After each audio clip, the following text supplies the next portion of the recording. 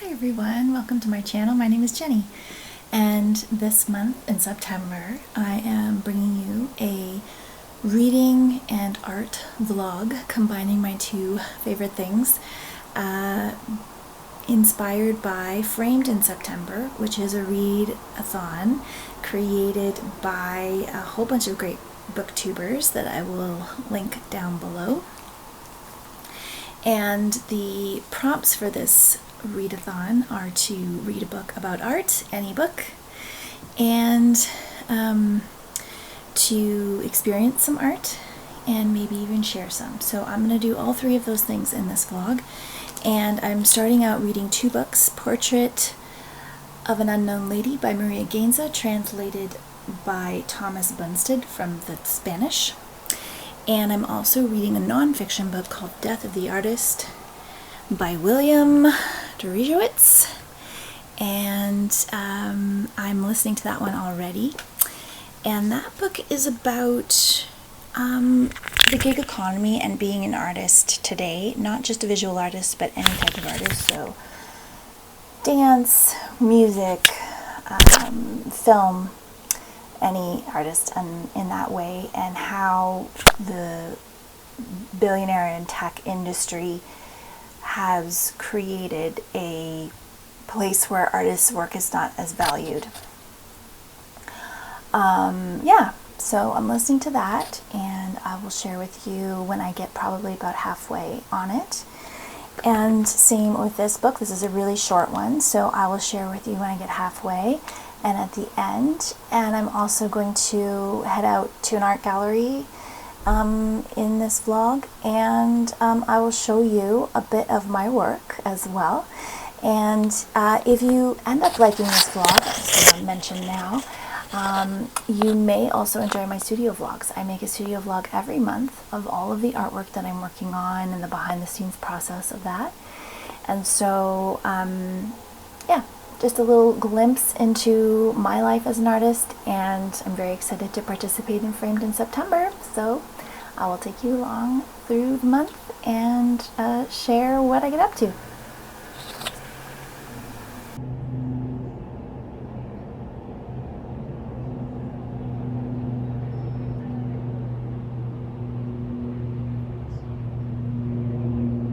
Hey everyone, so I thought I would give you a update on my reading for the Framed in September readathon.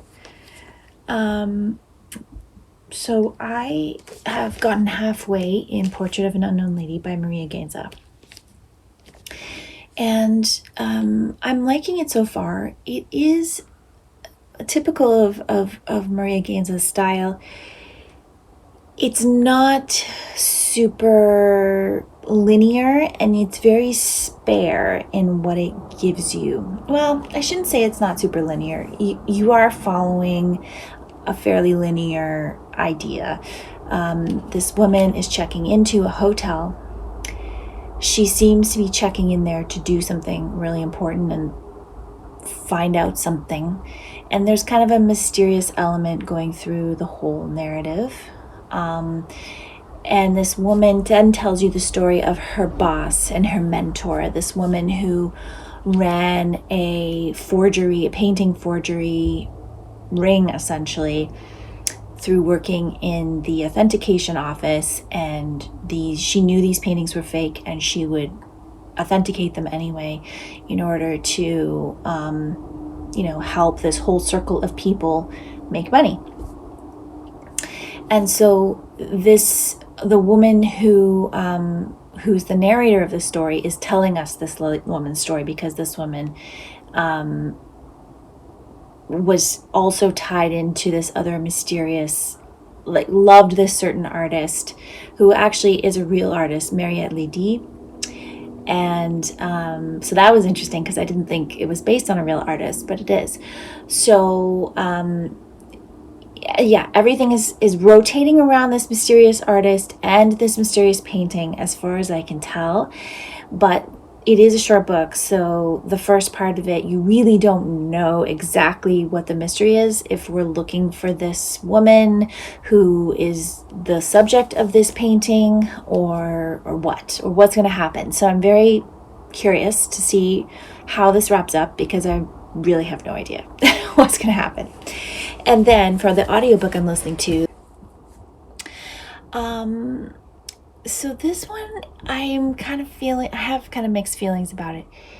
It is a survey of being an artist in today's economy, but I would say this is pre-COVID, so you have to take everything kind of pre-COVID with, with that understanding that COVID changed a lot. But he's talking about the tech industry. He hasn't really gotten to billionaire culture yet, so I'm not really sure where he's going to bring that in to the narrative, to the story. But he's talking about the way artists have changed. He interviewed a lot of artists for this. He did a lot of research. He cites a lot of books that he read about being an artist, about gig economy, about the way that the economies around these industries have changed over the years. But what I find difficult about the way he's framing a lot of the narrative is a lot of it's contradicting each other. So you'll have, in one part of the same chapter, you'll be talking about how, people have to move to these big city centers like New York and LA in order to make it as artists. And then, like, literally a few paragraphs later, he's saying, well, you don't actually, nothing's happening in these cities. They're dying because the billionaires have, the tech industry workers have taken over, like, Soho, and they live in the lofts there now, and artists can't live there. So there's nothing actually new or fresh coming out of these centers where things new and fresh were coming from before. So it's to me, that's a bit contradictory. Like, it's either a place you should be for creative inspiration, or it's not. And like, it can be both, but also like it is both anyway. So that's kind of problematic to me. And then there's also this assumption that there was a time in history where artists were the ones who were benefiting the most from the industries they were in, whether it was music, whether it was visual art, whether it was dance, which he hasn't really spoken about at all this far, or theater. And that's actually never been the case. Like, there's always only been a small handful of artists who have made a living off of their work. It's never been a huge amount of people. It's never been very fair. There's never been a good distribution between the hierarchy in these industries. So to say that now it's impossible and that before it was possible is a little bit black and white, in a situation where there's always been, a group of artists who were the top, a group of artists who kind of stuck around the middle and made the best of what they could, and then the artists that struggled. And now I think what he's trying to say is that the people in the middle cannot be in the middle anymore. Like, the middle is basically gone, this whole idea of the disappearing middle class. And that is a valid point. But I just I don't feel like whatever this idyllic past he seems to be referring to is actually, that was actually really there. And, his sample size for his research was about, I think he said 150 artists. And I know that probably sounds like a lot, but that's actually not a lot of artists in the grand scheme. And I think he was speaking almost exclusively to American artists as well, which, fair enough. He's American. He's writing a book about the American economy. He's not really, trying to represent the world and different systems of economics and different systems of government that may support artists in different ways. But yeah, I still think it's interesting. I'm still getting something out of it, but I also feel like the style of the way he's reporting things, by using case studies and, taking little sound bites from different case studies is not really holistic enough to develop a picture that represents the gray area in this type of career. And yeah, so anyway, it also at times can sound really depressing because he's like talking about streaming services and how, the musicians make no money from them. And yet here we are, and the streaming service is the new way of consuming music. It's the dominant way, and it's probably going to stay the dominant way. So it's a little bit, I don't know. I'm kind of have mixed feelings about it in general. So that is my update of the books that I'm reading for this vlog, and I will definitely be going to see some art. I'm going to an artist talk tomorrow night, and then on Thursday I'm going to see some art, and on Saturday I'm going to see some art. So you will get to see those things that I see. I'm going to show them to you, and then maybe after my next check-in or before my last check-in, I will show you some of my actual artwork and talk to you a little bit about that too. Okay, talk to you soon.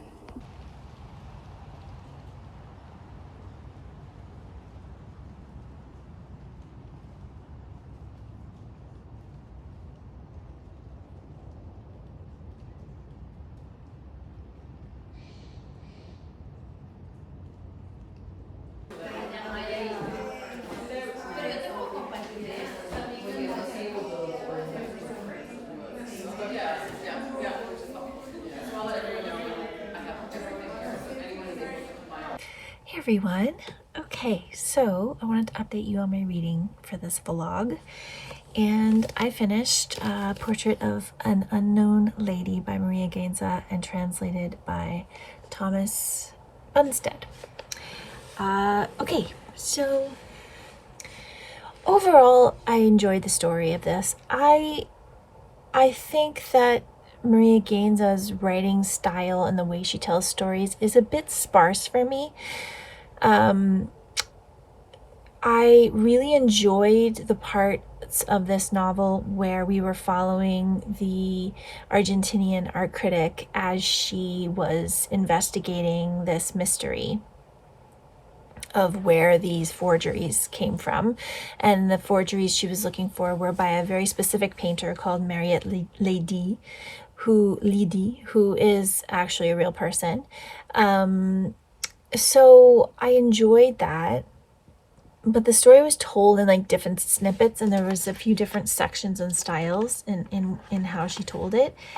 And what I didn't really, I got a bit bogged down in the section. There's a chapter where she follows this painting forgery scandal that happened in the 1960s, which she feels is somehow connected to her trying to find this painter Rene, but she doesn't actually.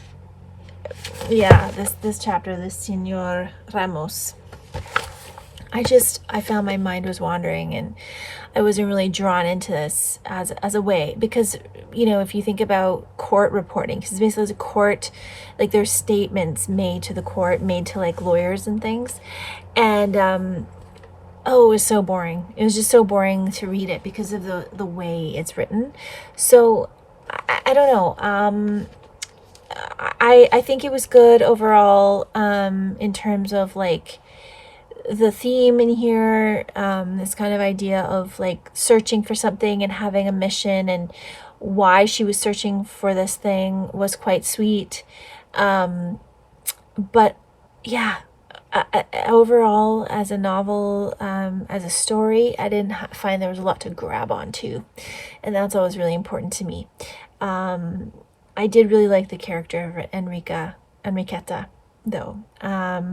So yeah, that is Portrait of an Unknown Lady. I wouldn't really recommend it necessarily. I think I enjoyed her first book translated optic nerve more than this one, but it's kind of hard to remember.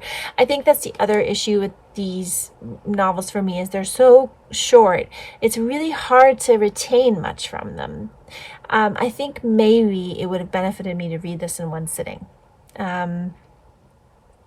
which is the case in sometimes with really short books. And I just didn't do that, and it didn't enhance the book for me to read it more slowly. So perhaps you would enjoy it. And then I am at 58% in The Death of the Artist, and I'm not feeling too great about that one either. To be honest, it's fine, but it's not. It's kind of depressing. So, um, nonfiction with too many case studies it just feels like it's hard to connect all the threads. And I'm curious to see where the narrative goes, like, and where he's going to take us from here, because I feel like the I don't really understand the points he's trying to make with the examples he's giving us right now. Right now, he's going into specific sections for specific types of art, and I'm in the visual artist section. So, yeah, maybe just not necessarily my style of nonfiction, but I will continue reading it to the end, and I will let you know my thoughts once I have finished it. And yeah, I'll check in then.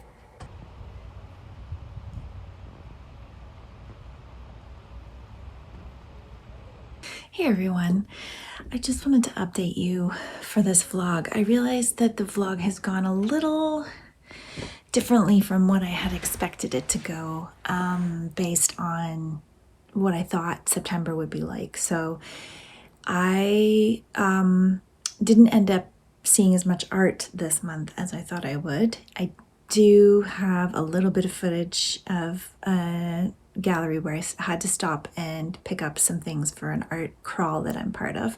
So I did see some beautiful drawings there. So I showed you that, but I didn't really get to another gallery, and I don't think at this point I'm going to get to another gallery. Kind of the life of an artist mom. My kids got sick, and so just trying to balance all of this before I head out for my artist retreat, which is happening next week. So I might show you a bit of footage of that. And I just wanted to let you know that I did finish The Death of the Artist. So I wasn't a huge fan of this book. I did enjoy, I think overall it was an interesting listen. He kind of, the next part of the book from where I left off from you is the case studies, or maybe I did tell you about the case studies, I can't remember now. So he went through music industry, acting, or film and television, and visual art. And he didn't do dance or theater in those case studies. So that was interesting.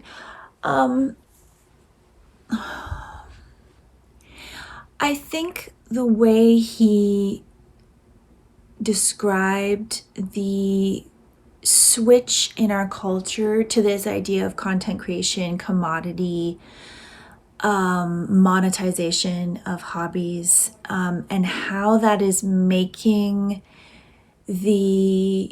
everyone claim the word artist, and that, you know, and that Generation X and billionaire corporations such as Apple and etc. wanted to make everyone claim the title of artist, and how that shouldn't be the case, because being an artist is a very specific thing, was interesting. I hadn't thought of it quite that way, but his assessment of there's just too many, they're overflooding the market, and so that's why they're struggling, was it was interesting. He did go back into art history and kind of describe the different stages of being an artist. So like Renaissance being having a patron that would support you, and art was seen as a valid profession. Being an artist was seen as a valid profession alongside, being a blacksmith or being something else like that. And then how that changed and evolved over the years. So I think like the last 3 chapters of the book had kind of the most food for thought for me. They weren't as disjointed as I found the first ones to be.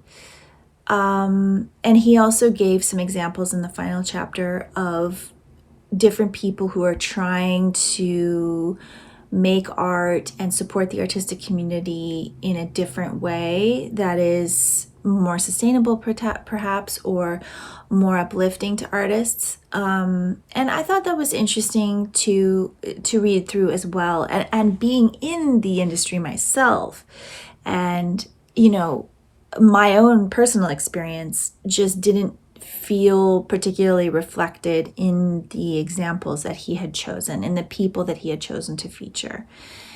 So I think, overall it was an interesting read, and it presented a lot of food for thought, but I don't think, I found a lot of it to be quite depressing and frustrating, because it's, when you're in an industry and you're trying to make a name for yourself, it's not perhaps helpful to have such a,